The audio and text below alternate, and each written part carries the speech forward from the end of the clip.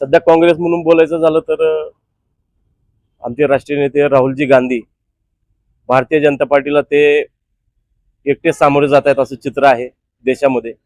राज्यामध्ये आमचे प्रांताध्यक्ष हर्षवर्धनजी सपकाळ साहेब असतील, तेही प्रत्येक ठिकाणी नगर परिषदा असतील, होऊ घातलेल्या जिल्हा परिषद पंचायत समितीच्या निवडणुका असतील, प्रत्येक ठिकाणी स्वतः सामोरं जाऊन आणि कार्यकर्त्यांना सोबत घेऊन अडीअडचणी सोडत या कठीण प्रसंगात सुद्धा ते पार्टीसाठी काम करत आहेत. ती परिस्थिती जिल्ह्यामध्ये दिसून येत नाही.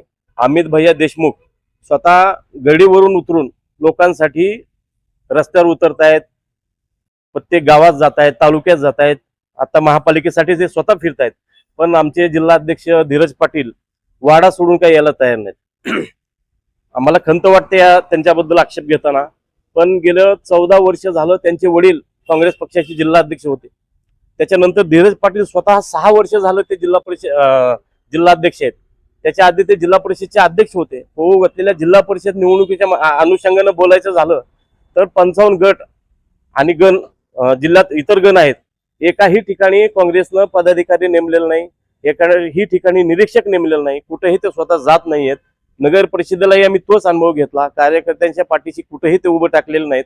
मला वाटतं पक्षाच्या कठीण काळामध्ये त्यांनी कार्यकर्त्यासाठी सोबत असणं गरजेचं आहे, पण तसं करताना कुठेही दिसून येत नाहीत. नाविलाजास्तव आम्हाला ही खंत या ठिकाणी व्यक्त करावी लागत आहे, कारण की परिस्थिती कार्यकर्त्यांच्या हाताबाहेरची आहे. भारतीय जनता पार्टी साम दाम दंड याचा वापर करून ज्या जमेल त्या पद्धतीनं सत्ता स्थापन करण्याच्या मागे लागलेले आहे. आमच्या वरिष्ठ नेत्यांचा आदर्श डोळ्यासमोर ठेवून धीरज भैयांनी प्रत्येक ठिकाणी जाणं गरजेचं आहे. कार्यकर्त्यांना धीर देणं गरजेचं आहे. आज बऱ्याच ठिकाणी काँग्रेसचा हात गोठवलेच जमाय. चांगले चांगले पदाधिकारी इतर पार्टीत गेले, ते अजूनही त्यांना 90,000 जी मतं पडली तेच भोगतायत. अहो, त्याच्या मागं खासदार ओमप्रकाश राजे निंबाळकर यांची मेहनत आहे. अनेक दिवसापासून मधुकर चव्हाण साहेबांना सांभाळलेला तो मतदारसंघ आहे. जरी ते आज राजकारणात सक्रिय नसले, कार्यकर्ते त्या ठिकाणी प्रत्येक जण सक्रिय आहे, याचाही त्यांनी विचार केला पाहिजे. आणि ही लढाई भारतीय जनता पार्टी विरोधातली आहे. राष्ट्रीय पक्ष म्हणून काँग्रेसच लोक परत पर्याय म्हणून निवडणार आहेत. भविष्याच्या काळामध्ये परत एकदा काँग्रेस उभारी घेईल, पण या झोपलेल्या आमच्या काँग्रेसला आणि आमच्या अध्यक्षाला जागं करणं गरजेचं आहे.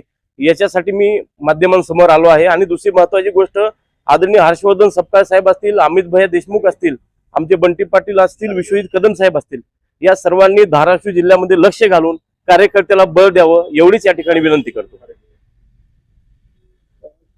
काय आव्हान असणार आहे? तक्रार केली का वरती? ना, आम्ही तक्रार म्हणून हे करत नाहीये, कारण की वारंवार आम्ही कळवतोय, कारण की कुठेही बैठक नाहीत. बघा, आता राष्ट्रवादीचे